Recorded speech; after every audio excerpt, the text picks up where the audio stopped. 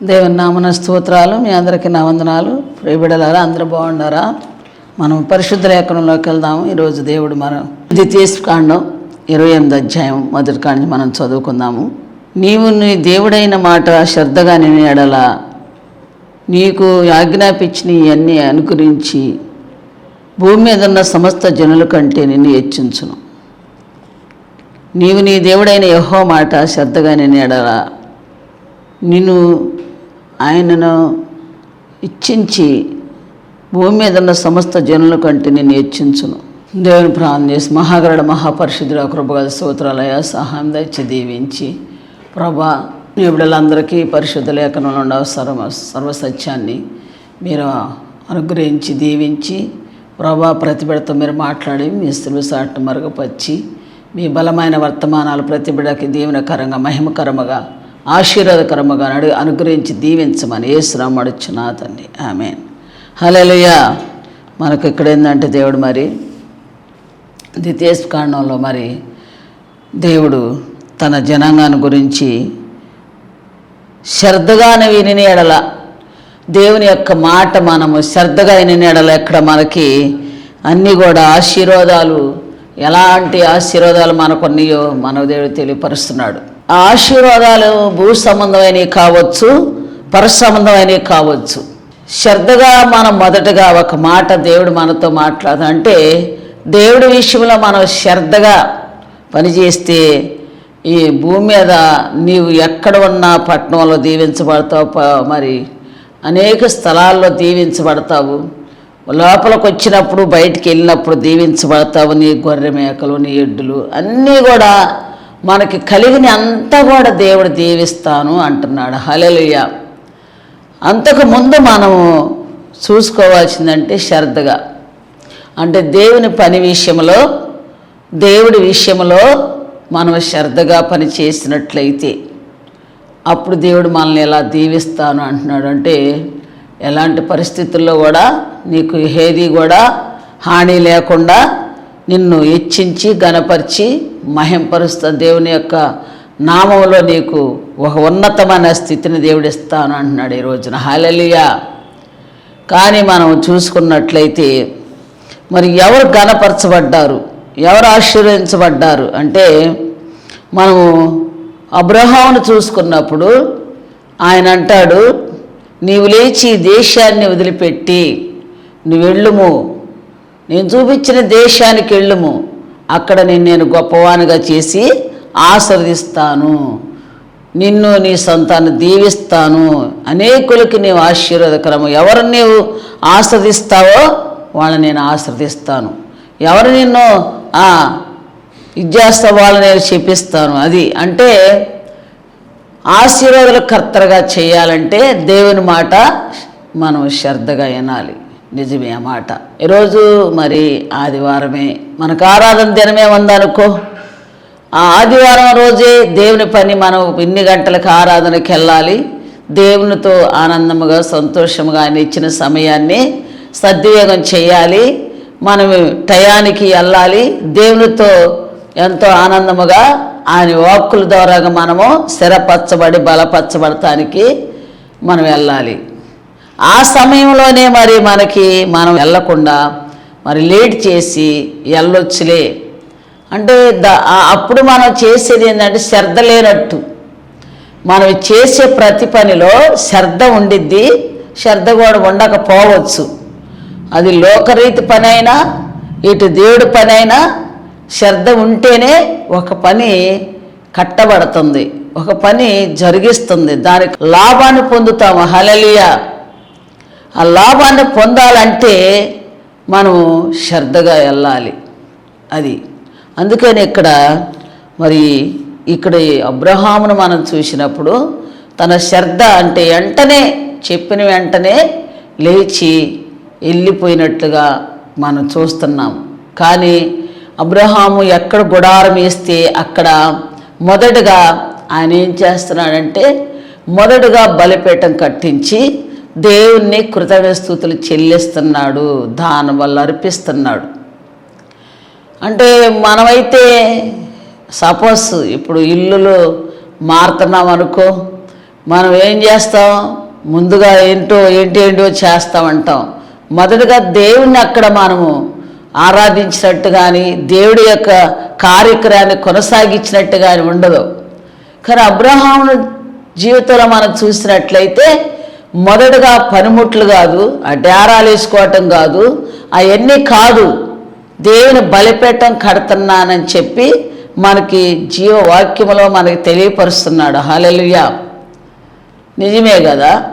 అదే మరి శ్రద్ధ అంటే. అందుకే అబ్రహాముని నీ సంతానాన్ని నీవు ఇస్రాయేలు వలె ఆకాశ నక్షత్రాల వలె దీవిస్తాను అన్నాడు. వారే కదా ఇశ్రాయేలు ప్రజలు. మనం ఈ ఇశ్రాయేలు ప్రజల గురించి మనం చూసుకున్నట్లయితే ఆది కాండం నుంచి ప్రకటన గ్రంథం వరకు వీరు కనపడతా ఉంటారు. హల్లెలూయా, ఇశ్రాయేలు ప్రజలు.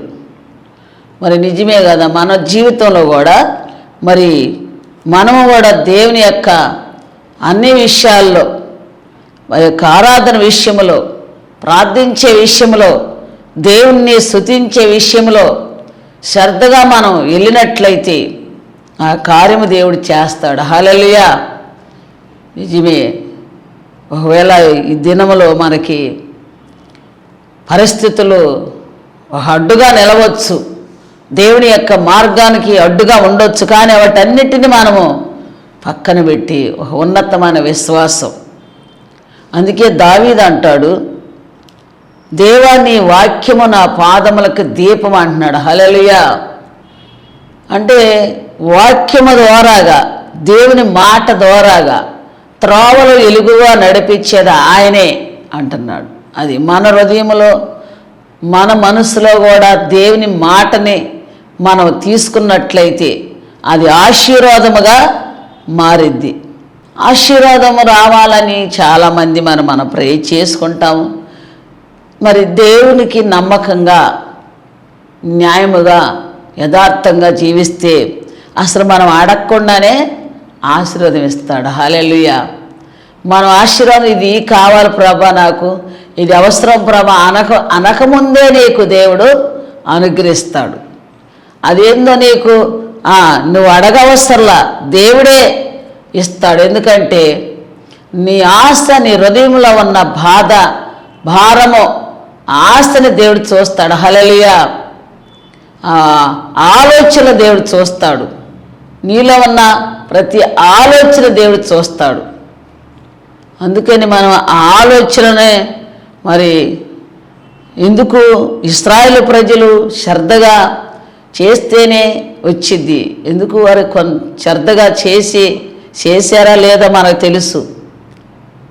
ఇశ్రాయేలు ప్రజలు మోషే నాయకత్వంలో శ్రద్ధగా చేశారంటే సనిగారు, గొనిగారు, మరి ఆయాసంగా మాట్లాడారు. దేవుడు ఆలస్యం అయితే దేవుని విషయంలో శనిగినట్లుగా మనకు కనపడుతుంది. అంటే ఎందుకు? మన శారీరక సంబంధమైన అవసరాల కోసం దేవునిలో ఏచి చూసి కనిపెట్టి ప్రార్థించి మరి వాటిని శ్రద్ధగా మనం చేసినప్పుడు నిన్ను దీవిస్తాను అని దేవుడే చెప్తున్నాడు కదా ఈ మాట.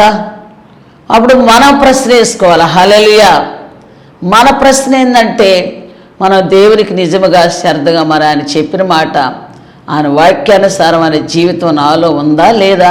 ప్రభువా నిజమే, నీ వాక్యానుసారమైన దాన్ని నేను నెరవేరుస్తున్నానా లేదా అని మన ప్రశ్న వేసుకోవాలి.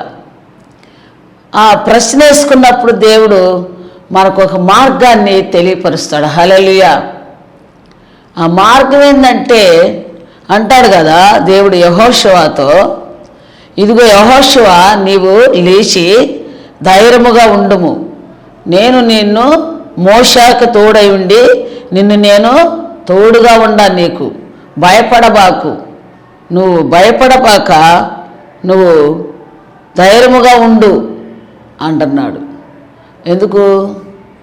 ఎందుకు ఆ మాట దేవుడు అన్నాడంటే మరి యెహోషువకి నాయకత్వానికి దేవుడు నిలబెట్టేటప్పుడు నా ప్రజలను నువ్వు నడిపించాలి, ఇక నుంచి మోషే తర్వాత నిన్ను నేను నడిపించబోతున్నాను అని చెప్పినప్పుడు మరి యెహోషువ అక్కడే ఉన్నాడు కదా. ఆ మాట నడిపించినప్పుడు అంటున్నాడు, దేవా ఈ మార్గములో ఆయనకి భయం ఉంది, లోపల బాధ ఉంది.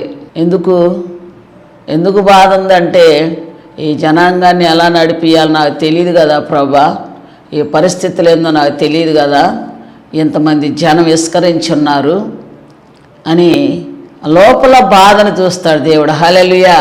అంటే లోపల ఉన్న ఆలోచన, మనలో ఉన్న ఆలోచన చూసేది ఎవరంటే దేవుడు. మనుషులకి ఎవరికి అది అర్థం కాకపోవచ్చు. పైకి మనం ఎంతో నవ్వుతాం, హ్యాపీగా, సంతోషంగా, ధైర్యంగా ఉన్నట్టు కనపడవచ్చు, కానీ లోపలుండే వేరుగా ఉండిద్ది. అందుకే ఇక్కడ దేవుడు అంటున్నాడు యెహోషువతో, నువ్వు ధైర్యముగా ఉండు, నిలబడము, నడుము కట్టుము అంటున్నాడు. నిజమే కదా. మరి దేవుడు దీవించాలంటే మరి మనం ఏం చేయాలా? శ్రద్ధగా పని చెయ్యాల. అందుకే యెహోషువ శ్రద్ధగా, ఎంత అంటే మామూలుగా అనలా, ప్రజల్ని ఏ మాత్రము కూడా నేను నా ఇంటి వారిని యెహోవాని సేవిస్తాను. అది మన జీవితాల్లో కూడా అనేకమైన అడ్డులు ఆటంకాలు, నీ పనిలో, నీ పరిచర్యలో, నీ యొక్క ఉద్యోగంలో, నీ చేతి పనుల్లో, దేవుని విషయాల్లో అడ్డు ఆటంకాలు నిలిచినప్పుడు నీవు ఎవరి వైపు చూడాలంటే దేవుని వైపు చూడాలని చెప్తుంది. అందుకే కదా ఆశీర్వాదాల కర్తలుగా మనం దేవుడు చెయ్యాలంటే మనకొచ్చే ఒక పరిస్థితులను మనం నిలబడేవారుగా, ధైర్యముగా, దేవుని వైపు చూసి నడిచేవారుగా, అప్పుడు భూమి మీద ఉన్న సమస్త జనుల కంటే నిన్ను హెచ్చిస్తాను అంటున్నాడు. అన్ని విషయాలు హెచ్చిస్తాడు. నీకు ఏ విషయంలో కానీ, శారీరక విషయంలో కానీ, ఆత్మీయ విషయంలో కానీ నిన్ను హెచ్చిస్తాడు దేవుడు. నన్ను హెచ్చించి దేవుడు తన బాబలమైన చేతుల్లో చెక్కుకొని నిన్ను వాడుకుంటాడు దేవుడు. హల్లెలూయా. అందుకని మనము ఈరోజు శ్రద్ధగా చెయ్యాలి. ఎందుకంటే దేవుని మాట ఇని వెంటనే దేవుడు ఆయన చేతిలోకి తీసుకొని నిన్ను ఒక బలమైన పాత్రగా చేస్తాడు. ప్రియబిడ్డ, నిజమే కదా. దేవుని నామానికి మనం మహిమ తెచ్చేవారుగా, గణపరిచేవారుగా, ఆయన మాట మనం శ్రద్ధగా విని ఆయన అడుగుజాడల్లో, ఆయన ఆజ్ఞల్లో, ఆయన కట్టల్లో మనము ఉన్నట్లయితే ఎంతగానో మన దేవుడు ఆస్వాదిస్తున్నాడు. అందుకని మన జీవితాల్లో మనము దాన్ని అనుగ్రహించబడాలి. ఇంకా అంటాడు దేవుడు, నీవు లేచి వెళ్ళిపో అన్నాడు కదా అబ్రహాం. వెంటనే లేచాడంట. కానీ ఎందుకు ప్రభా అని మనకులాగా పర్షన్లు కానీ క్వశ్చన్లు కానీ ఎక్కడికి వెళ్ళాలో నాకు తెలియదు, ఇట్లాంటివి ఏమీ లేకుండా తెలియకుండానే వెళ్తామంటే చాలా అది దేవుని మీద కేవలం ఆధారపడి వెళ్ళాడు. అందుకే మరి అబ్రహాం జీవితంలో ఆస్వాదించబడినట్లుగా మరి అనేకమైన కర్తలుగా చేసి తన సంతానాన్ని దీవించాడు. మరి మన సంతానాన్ని, మన బిడ్డలను కూడా మన దేవునిలో దీవించబడాలంటే చిన్ననాటి నుంచి మరి ఆయన కట్టల్లో, ఆయన నిబంధనలు, ఆయన ఆజ్ఞల్లో శ్రద్ధగా వారికి వాక్యం నేర్పించే విషయంలో, ప్రార్థించే విషయంలో మరి శ్రద్ధగా మనతో పాటు మన పిల్లల్ని లేపుకొని ప్రార్థన చేసే విషయంలో, బైబిల్ చదివే విషయంలో, ప్రార్థించే విషయంలో మనం వారిని మెలకువతో లేపి ప్రార్థించేవారుగా మనం చేస్తున్నామా? చేసినప్పుడు దేవుడు మన బిడ్డల్ని ఎడమకి కుడిమకి తొట్టిల్లకుండా వారు పెరిగి పెద్దవారైనా వారు తొట్టిల్లరు. ఎక్కడ వారు నీ అడుగుజాడలో నడుస్తారు. ప్రభువుని మనం ఎప్పుడైతే అప్పగిస్తున్నామా, దేవుని యొక్క శ్రద్ధ జీవితంలో మనం, శ్రద్ధ అంటే ఏంటో తెలుసా? ఈ రోజున 10 లక్షల జాబ్ ఉందనుకో, నీకు 10 లక్షల జాబ్ ఉంది. అప్పుడు దేవుడు నేను పిలుస్తున్నాడు, నా సేవ చేయాలరా నా కుమారుడా, నా కుమార్తె, ఆ ఉద్యోగం వదిలిపెట్టు అన్నాడు అనుకో. వెంటనే వదిలిపెట్టి రిజైన్ చేసి సేవకొస్తే దేవుడు అంతకన్నా ఎక్కువగా ఆశీర్వదిస్తాడు. అదే శ్రద్ధ అంటే ఏంటి? వెంటనే వదిలిపెట్టడం అన్నమాట. దేవుని మాటకి, ఆయన మాటే ఘనముగా ఎంచుకోవటం, ఆయన యొక్క పిలిపే నీవు ఘనముగా ఎంచుకోవటం. అది అంటే ఇశ్రాయేలు గురించి దేవుడు మాట్లాడే విధానం ఏంటంటే, మీరు ఎంతగా నేను చేశాను కదా, ఎంతో మిమ్మల్ని నడిపించాను కదా, ఎర్ర సముద్రాలు దాటిచ్చాను కదా, మీరు ఇంకా శ్రద్ధగా పనిచేస్తే దీవిస్తాను కదా, ఈ దీవెనలని మీ మీదకి వస్తాయి కదా అని మోషేతో చెప్పిన మాటలు అన్నమాట. అందుకే మోషే ఈ మాటలు ఇశ్రాయేలు ప్రజలకి బోధించాడు. మరి నిజమే కదా, దేవుడు మనకి ఈ మాట ద్వారా తెలియపరుస్తున్నాడు. ఇదే నాన్న. అలాగే వదిలిపెట్టి వచ్చి చావ చేసి మినిస్ట్రీలు అనేక ప్రాంతాల పరిచర్యలు చేసే సేవకులు లేకపోలేదు. సాధారణమైన ప్రజలను కూడా అసలుకి మరి ఏమి లేని స్థితిలో కూడా ఆ రోజు తెచ్చుకొని తింటేనే జరిగే వాళ్ళని కూడా పిలుస్తున్నాడు దేవుడు. అది వదిలిపెట్టరా అంటున్నాడు. హల్లెలూయా. అది వద్దు, నేను చెప్పింది చెయ్య అంటున్నాడు. అలాగే దేవుడు పిలిచిన వెంటనే మరి వచ్చి ఆ పనిని శ్రద్ధగా చేసినట్లుగా, అందుకే వారు దీవించబడినట్లుగా ఉన్నారు. అందుకే కొత్త నిబంధనలో మనం మత్తయి సువార్త 10వ అధ్యాయంలో మరి పేతురు యోహానులు చూసినట్లయితే అక్కడ పిలిచాడు. వాళ్ళు వలలు వేసుకుంటా ఉంటే దేవుడు వెళ్ళి మీరు నాతో రండి అన్నప్పుడు వాళ్ళు వచ్చేసారు. వెంటనే వలలు వదిలిపెట్టి వచ్చి ఆ వలలు వదిలిపెట్టి వెంటనే వచ్చేసారు. అది శ్రద్ధ అంటే ఏంటి? వెంటనే ఒక సెకండ్, ఒక నిమిషం కూడా దాని గురించి ఆలోచన లేకుండా వెంటనే వచ్చినట్లుగా మనకు కనపడదు. అంటే వాళ్ళు ఎంత లాభాన్ని వదులుకున్నారో తెలుసా? ఆ చేపలు చాలా విలువ కలిగినాయి. మరి అవి అమ్ముకుంటే చాలా డబ్బులు వస్తాయి కదా, వాళ్ళ భవిష్యత్తులో అదే కదా జీవనాధారాన్ని వదిలిపెట్టి వచ్చినట్లుగా మనకు కనపడుతుంది. హల్లెలూయా. అదేనమాట. అందుకే శ్రద్ధ అనేది మనకి ఇక్కడ చెప్తున్నాడు. శ్రద్ధగా ఉండేవాళ్ళు దేవుని యొక్క మార్గాన్ని ఎంచుకొని ఆయన మాట వినటానికి ఆ మార్గములో ఎన్ని శ్రమలైనా, ఎన్ని కష్టాలైనా, ఎన్ని బాధలైనా ఆ సత్య మార్గములో శ్రద్ధ కలిగి అని చేస్తా వారు ఆనందిస్తా, సంతోషిస్తా దేవుని యొక్క మార్గాన్ని నిజముగా వారు ఆనందముగా, సంతోషముగా అనుభవిస్తూ వస్తున్నారు. హల్లెలూయా. ఈ దినాన నీవు కూడా మరి ఒకవేళ దేవుడు నిన్ను పిలిచినట్లయితే నీవు కూడా ఈ పరిశుద్ధ లేఖనంలో మాటని నువ్వు శ్రద్ధగా వినినట్లయితే నీవు, నీ పిల్లలు, నీవు కొన్న కలిగిన ఆ సమస్తాన్ని నేను దీవిస్తాను అంటున్నాడు. అదే కాక నీ శత్రువులు నీ మీదకి వచ్చిన వారు వేడి త్రోవలు పారిపోతారు.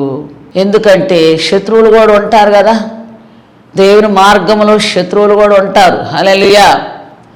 ఆ శత్రువులు కూడా నీ దరిదాపుకు రాని వారు వచ్చిన వారు వెళ్ళిపోతారు అంటున్నారు. అది అంటే ఈ రోజున ఎంతో దేవుని యొక్క సన్నిధానంలో మనం నిజంగానే శత్రువుని జయించాలంటే యథార్థముగా దేవుని మాట మీద నీవు విశ్వాసము కలిగి నిలబడినట్లయితే, ఆ మాటనే నీవు తీసుకున్నట్లయితే వాడికై వాడే పారిపోతాడు. హల్లెలూయా. ఎందుకంటే ఏమి చేయలేని పరిస్థితి. దుష్టుడు అనేవాడు మరి ఏమి చేయలేడు, ఎందుకంటే వాడికి ఏమి బలం లేదు. ఎందుకంటే యేసయ్య సిలువలో వాడు శిరస్సును చెత్తగొట్టాడు. వాడు మనల్ని ఏమీ చేయలేడు. కానీ మనము దేవుని వైపు చూసినప్పుడు ఆయన మాట మనం వింటే ఎవరి మాట మనము వినాల్సిన అవసరం లేదు.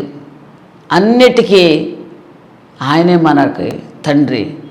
ఈ లోకంలో నిన్ను నడిపించిన నీ పరిస్థితులు ఏదైనా ఆయన కలిగే దేవుడు అన్నమాట. ఇదే నా పరిస్థితులు ఎలా ఉన్నాయి, ఏంది దేవుడు చెప్పాడు కదా, మరి ఎప్పుడు దీవిస్తాడు, ఎప్పుడు ఇచ్చేస్తాడంటే సమయాన్ని బట్టి. సమయం నీకు దేవుడు ఆ సమయం వచ్చినప్పుడు నీకు తెలియకుండానే నేను హెచ్చించి గణపరచబోతున్నాడు. ఆమె చెప్ప. హల్లెలూయా. నిజమే కదా. మన యేసయ్య చెప్పి చేస్తాడా? ఎవరికి చెప్పాడా? చెప్పాడు. ఇదిగో నిన్ను మనుషులను బట్టే జాలరగా చేస్తానన్నాడు. వాళ్ళకేమని అర్థం అవ్వాలి అప్పుడు, కానీ తర్వాత అర్థమైంది. చెప్తాడు కొన్ని విషయాలు ముందుగా చెప్తాడు. ఇదిగో ఇలా ఇలా చేయబోతున్నాను, ఇలా చేస్తారు మీరు అని. అది మనకు అర్థం అవ్వదు, ఎందుకంటే అది పరసంబంధమైన మర్మం గనక అంత త్వరగా అర్థం కాదు. కానీ ఆ అర్థాన్ని కూడా దేవుడు తెలియపరుస్తాడు. తర్వాత నీవు ఆయన మార్గాల్లో నడిచేటప్పుడు ఆయన కట్టల నిబంధనలో నిమగ్నమయ్యి ఆయన సన్నిధానంలో మనం నడుస్తామన్నప్పుడు ఆయన తెలియపరుస్తాడు. హల్లెలూయా. తెలియని విషయాలు ఆయన తెలియపరుస్తూ ఉంటాడు. అందుకని మన జీవితంలో మరి చెప్పినప్పుడు దేవుడు మనము ఆ మార్గాన్ని నడిచిపోతూ ఉండాలి. హల్లెలూయా. మన ఈ పిల్లలేంది, యవనస్తులేమి అందరూ కూడా దేవుని యొక్క సన్నిధానంలో మనము వారిని నడిపించేవారుగా, కట్టబడి వారు విస్కరించి అనేక బిడ్డలకు ఆశీర్వాదకరముగా వారు కూడా జీవించాలంటే నీవు మొదట దేవుని యొక్క సన్నిధానంలో వారిని పెంచాలి, అప్పగించాలి. వారి కోసం మనం ఎంతో ప్రార్థన చేయాలి. పిల్లల కోసం, యవనస్తుల కోసం, ఈ లోకంలో ప్రతి ఒక్కరి కోసం మనం చేయాలి. కానీ దేవుడు ఎవరిలో ఏ శ్రద్ధ ఉందో చూస్తాడు. అందుకే వారు ఎంత శ్రద్ధగా చేసిన లోకరీతి పని, ఎంతో శ్రద్ధగా ఎన్నో టెక్నిక్లతో చేసిన ఉపయోగం లేకుండా పోయింది. కానీ దేవుడు ఒక్క మాట సెలవిస్తే మొత్తాన్ని వలలు పిగిలేటట్టుగా చేశాడు. హల్లెలూయా. ప్రయాసపడి భారం మోసుకుని నా యొద్దకు రండి, మిమ్మల్ని చేస్తానన్నాడు దేవుడు. అందుకని ఇక్కడ వలలు పిగిలేటట్టు వాళ్ళ లైఫ్ లాంగ్లో ఎప్పుడు కూడా అలాంటి ఆశీర్వాదాన్ని చూడలేదు. ఈరోజు నేను కూడా చూడాలి అంటే మనం కూడా శ్రద్ధగా ఉన్నట్లయితే నీ పిండి తొట్టి, నీ పిల్లలు, నీ గొర్రె మేకలు, భూమి మీద ఉన్న సమస్తము నీవు పదిష్ట జనముగా నిన్ను స్థాపించుతానంటున్నాడు. హల్లెలూయా. పదిష్ట జనముగా తన ప్రజలుగా స్థాపించి నీవు అనేకులకి ఆశీర్వాదంగా కనపడతావు. నీవు అప్పు చేసేదానిగా ఉంటావు. హల్లెలూయా. ఇన్ని దీవెనలు మనకు దేవుడు ఈ రోజున తెలియపరుస్తున్నాడు. నువ్వు బాధపడాల్సిన అవసరం లేదు. దేవుడు చెప్పిన మాట నెరవేర్చబోతున్నాడు. ప్రియబిడ్డలారా, మీరు ఈ మాట మీ హృదయంలో మీరు దేవునిలో శ్రద్ధగానే వెతికినట్లయితే, ఆయన మాటను ఎన్నట్లయితే, ఆయన అడుగుజాలను నువ్వు చూసినట్లయితే, ఆయన మాటకి నువ్వు విలువిచ్చి మరి ఆ మాట నీ హృదయంలో పెట్టుకొని నడిచినట్లయితే దేవుడు ఇలా హెచ్చిస్తాను, గణపరుస్తాను, ఆశీర్వదిస్తాను అంటున్నాడు. హల్లెలూయా. నిజమే కదా, ఆశీర్వదించిన వాడు లేకపోలేదు. అబ్రహామును ఆశీర్వదించాడు. ఈ 12 మంది శిశువులను కూడా దేవుడు ఆశీర్వదించాడు. మొట్టమొదటి పేతురుని ఆశీర్వదించాడు. మామూలుగా ఆశీర్వదించాడా? ప్రపంచంలో ఉన్న ప్రతి ఒక్క తల్లకిందులు చేశారు. ఆశీర్వాదం అంటే సువార్త ప్రకటిస్తాం. ఆశీర్వాదం అనేక ఆత్మలు రక్షించబడతాం. వారు దేవుని స్తుతిస్తాం, ఘనపరుస్తాం. ఆశీర్వాదం ఇటు ఏ విషయంలో కూడా ఏ మాత్రము కూడా ఇది లేకుండా చివరిగా మరి ఈ దీవెనలన్నీ మనం పొందాలని దేవుని శ్రద్ధగా ఎతికి మనము ఆయన మాటలు మనము చేసినట్లయితే నిజమే కదా, దేవుడు ఏదైతే చెప్పాడో అది ఆయన మాట తప్పనివాడు. ఎంతసేపు ఆయన ఒక్క మాట కూడా తప్పడు. మనుషులన్నా మర్చిపోతామేమో, మాట తప్పుతామేమో ఒకవేళ, కానీ దేవుడు మాట తప్పడు.